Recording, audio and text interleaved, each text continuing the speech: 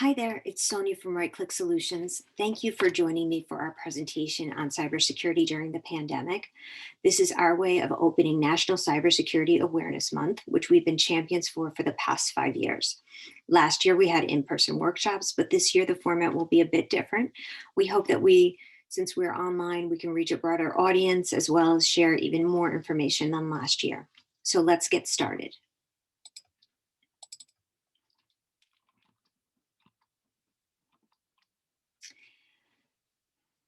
As you all know, criminals are always looking to capitalize on the public spheres, and they are getting more savvy every day.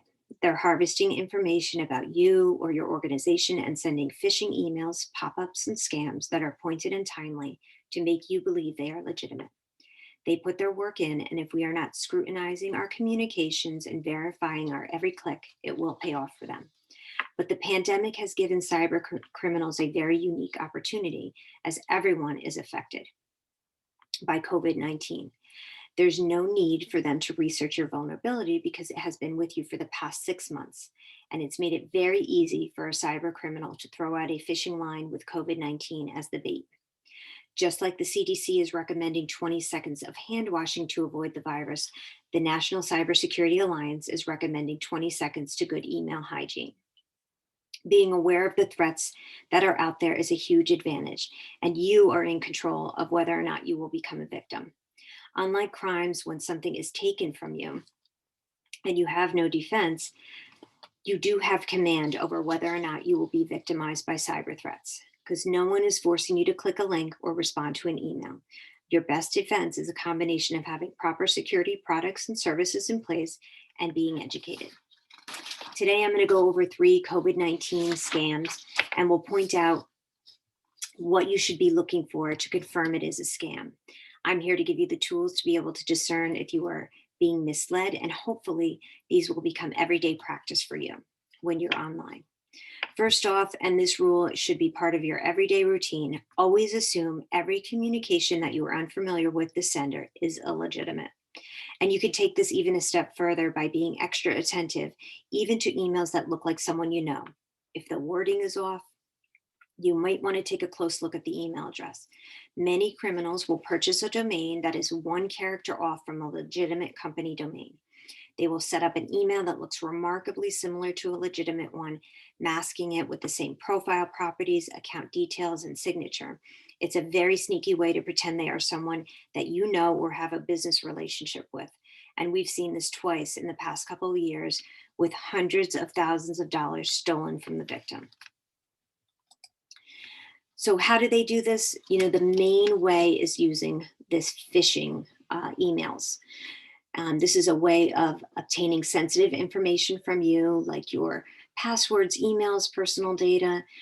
The way they do this is they sometimes engage you in correspondence to gain trust, and then they go ahead and ask for this information. Or they have a link within the email that has you download malware, or a link to a website to harvest your credentials, or to also, again, download malware. Attachments can also contain malware that you download. And malware, remember, it can come in many different forms like ransomware, spyware, viruses. This is software that is designed to cause damage to a computer, server, client, or network.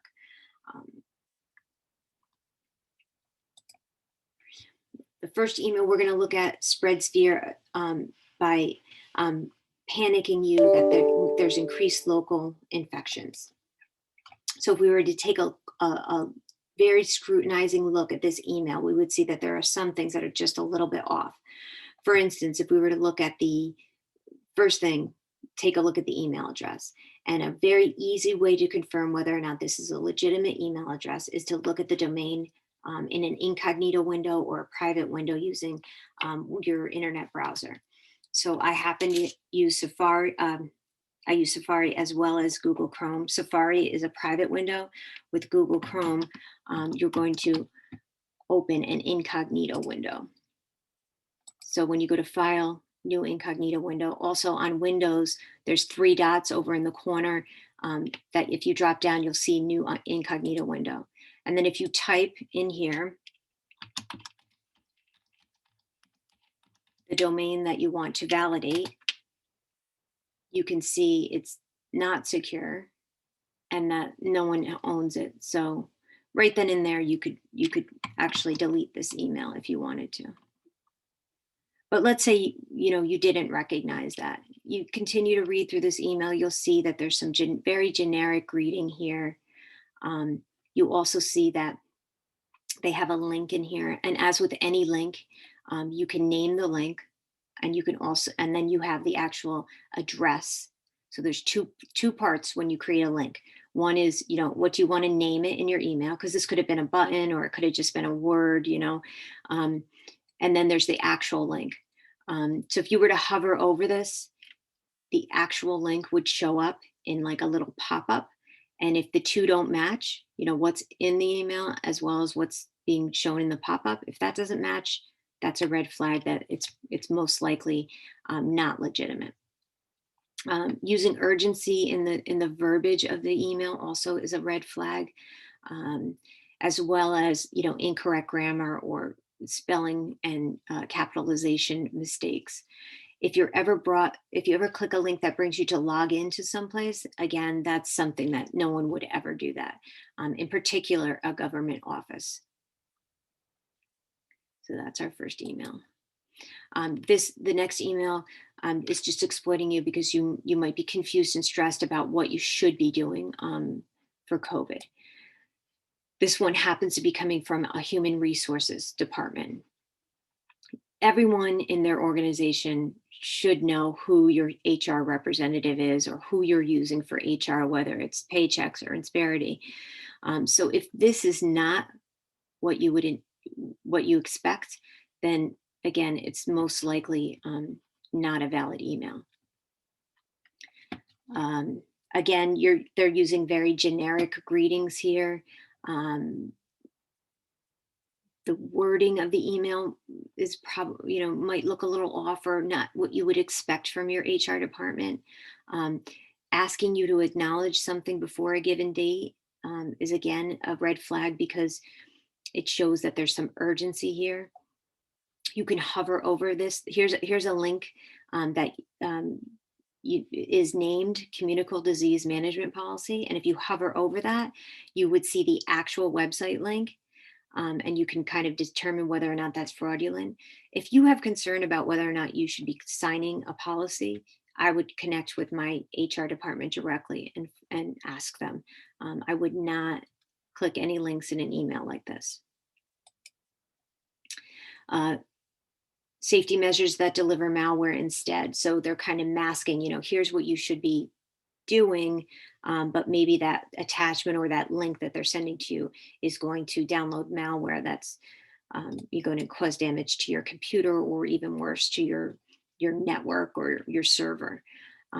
So here we go again. This has a domain that we can validate if we wanted to, but maybe these guys are a little bit more savvy. Maybe they did set up a domain and it looks pretty valid. So when you log on to this domain, it's a website that looks pretty legitimate.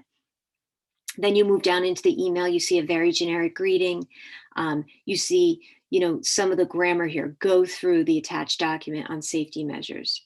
Okay, so typically that isn't the way we would write an email to someone, right? It's kind of a little bit weird.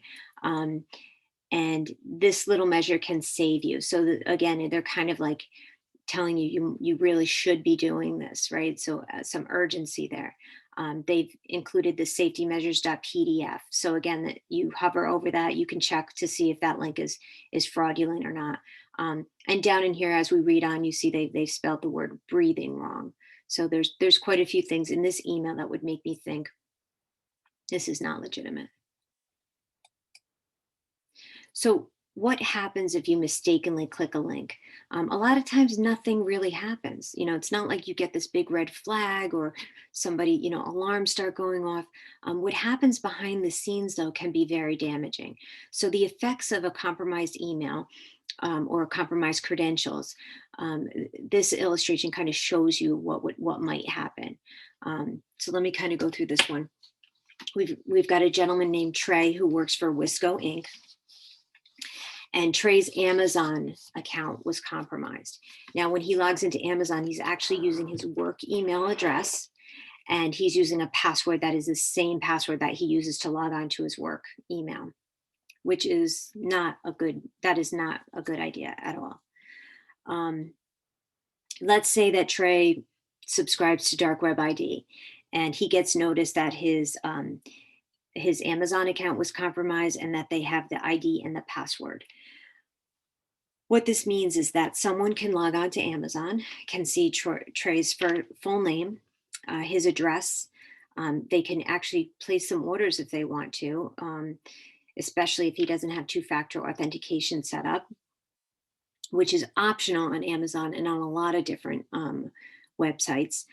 We recommend always that you check the box to use two-factor and have a code come to your phone, so that people can't hack into your account. But it looks like Trey did not do that. So what has this done for him now that this is compromised? Any account that uses the same either email login or a version of that email login or the same password, a version of that password has now been exposed. So there's 5 additional accounts that have been exposed. The red flag account is really his work account, so his Outlook email account, because there's an opportunity for a hacker to use inbox rules or forwarding and really start to voyeur what's going on in this company and when they might be able to gain monetarily by intercepting an email or putting a fake email out there that asks for money to be transferred or for credit card information or something to that effect. So what Trey should do is he should change the email. Should change the password on all of these accounts. If there's an account that maybe the Nordstrom Rack one is kind of a ghost account that he hasn't used in quite a while, he should call them or get with their customer service and ask them to remove that account. He should make sure that on his work email and his personal email that there's no inbox rules or forwarding. And he should implement two-factor authentication on all of the accounts that remain open. So once that compromise is detected, he should take action right away, because at some point those credentials will be either shared on the dark web or somehow acted upon. So just to recap, the 20 seconds to good email hygiene, these are 7 really quick and easy ways to just validate an email. Watch out for those overly generic content and greetings. Examine the entire email address. This goes for emails that you get that you're unfamiliar with the sender, and even the emails that you get from someone you're familiar with. Just take a quick peek at who's sending it to you and hover over that email address to make sure that it's legitimate. Look for urgency and demanding of actions. We talked about ones that say, review this policy by a certain date, but there's also ones that say that you've won, or we have information about your browsing history, pay now or else we're going to tell your boss or your wife. Carefully check all the links. So mouse over those links and make sure that they look legitimate or they're matching what they're showing in the email. Because if they're not matching, then it's really most likely a way of deceiving you. Notice any misspellings, incorrect grammars, capitalizations, or odd phrasing. And that they do that purposefully to bypass spam filters. So those kinds of things are purposeful and you will see them. It's not just them, accidentally making a mistake with a misspelling. They're doing it on purpose. Check for secure websites. So any page, like when we went out to the incognito window, we saw that it said not secure right in there on the website. So if there's an S, sometimes certain internet browsers will give you an S that stands for secure. If you don't see that, you probably want to steer clear of that website. And don't click on any attachments right away until you've actually validated the email, because that could also become a real problem for you, because there could be malware or ransomware or a Trojan horse that kind of sits there, or something that's gathering all your credentials and reporting it back. So those are the attachments are important to make sure you don't click on them. So if you have any concern about whether or not your email or your domain has been compromised, we can run a complimentary dark web scan for your email address or your domain, and we can determine whether or not those credentials have been on the dark web. So we're happy to do this for you if you'd like that done.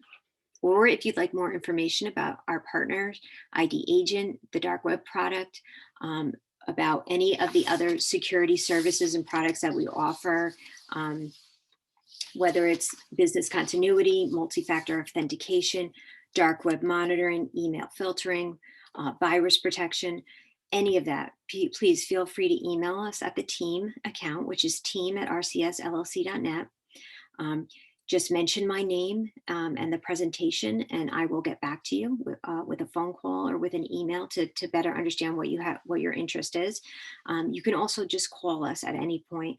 We are happy to go over, what we have to offer, and give you either a demo or to run the dark web ID scan. We're happy to do that for you.